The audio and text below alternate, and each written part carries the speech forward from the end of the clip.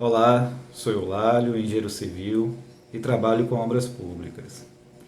Tenho visto três formas que são apresentadas à administração local referente à mão de obra.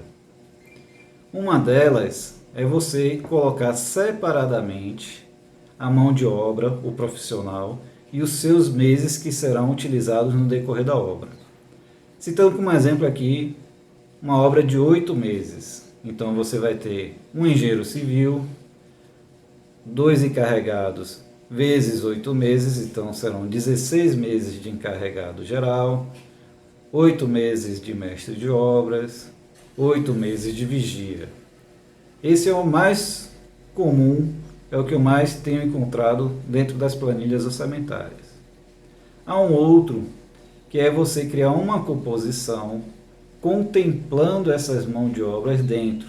E você vai ter um valor bem maior em uma composição fechada.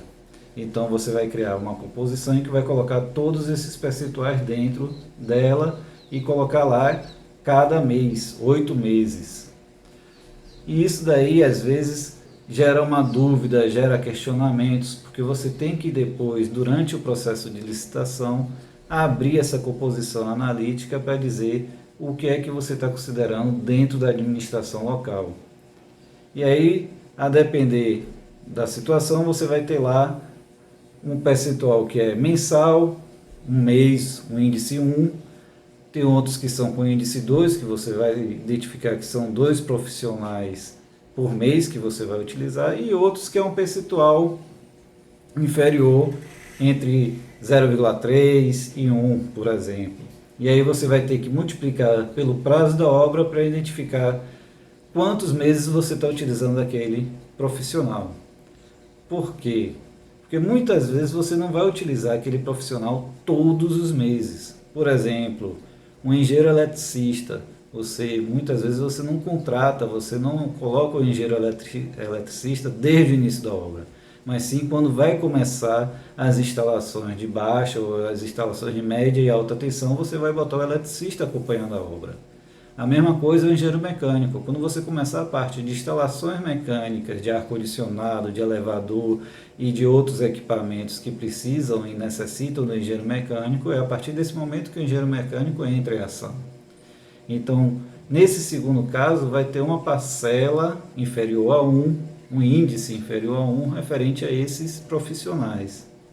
Já no outro caso, se você tem uma obra de 8 meses e você estipulou que vai ter 6 meses de engenheiro eletricista, você vai lá e coloca 6 meses de engenheiro eletricista para uma obra de 8 meses. Você vai colocar 4 meses de engenheiro mecânico para uma obra de 8 meses, por exemplo. Então fica claro que naquele período de 8 meses você só vai ter aquele tempo, aquela quantidade de horas, de meses para um determinado profissional. Então você tem, em um primeiro caso, você elencar profissional a profissional e distribuir a quantidade de meses que ele vai estar dentro da obra. O segundo caso é criar uma composição estabelecendo todos os profissionais e os seus percentuais que vai ser utilizado no decorrer da obra, dividido pela quantidade de meses. E aí você vai ter um índice, ou 1, 2, 3, ou abaixo de 1, a depender do profissional.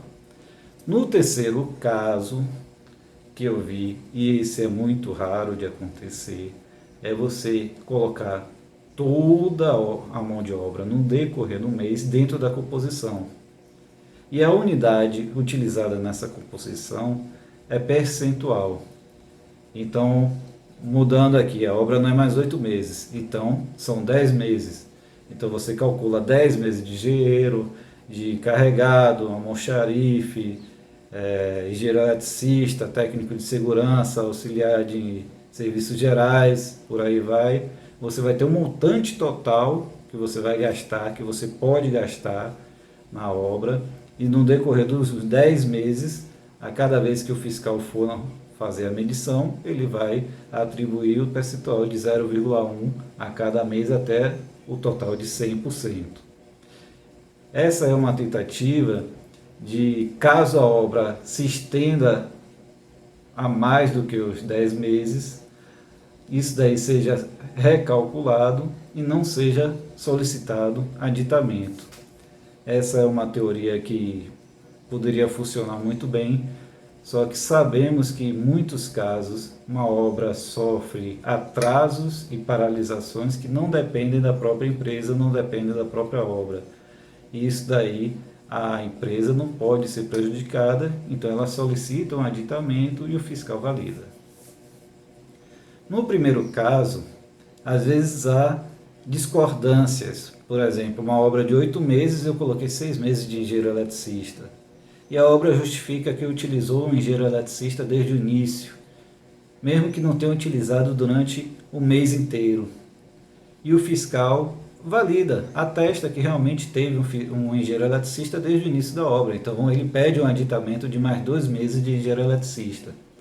E isso tem que ser medido, tem que ser aditivado. Então, para tentar minimizar esse impacto, o que tem sido feito é distribuir essas horas de eletricista que caberiam dentro de 6 meses, dentro de 8 meses.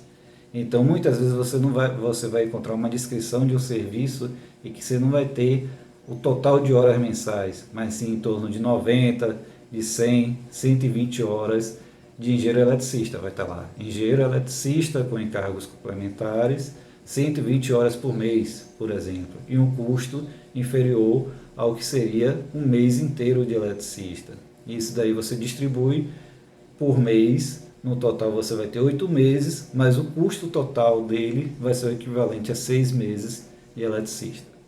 Esse é o método que eu tenho encontrado maior facilidade de fazer, tem sido apresentado dentro dos processos e não tem sido questionado ou provocado dúvidas. Então, todos os três são válidos, não tem problema nenhum.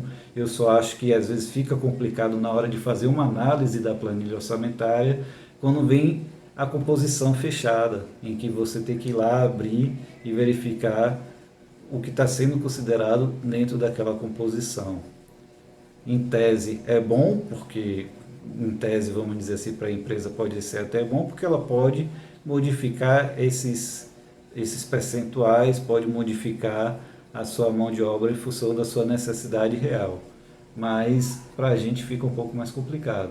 Então, temos optado até mesmo para dar maior clareza durante todo o processo, colocar essas mão de obras, esses profissionais separados mês a mês dentro do item de administração local. Espero que tenha ficado claro. Se vocês tiverem alguma dúvida, é só postar aí que eu vou responder. E se gostaram, dê uma curtida, siga o canal, que em breve teremos mais vídeos aí, viu? Até mais!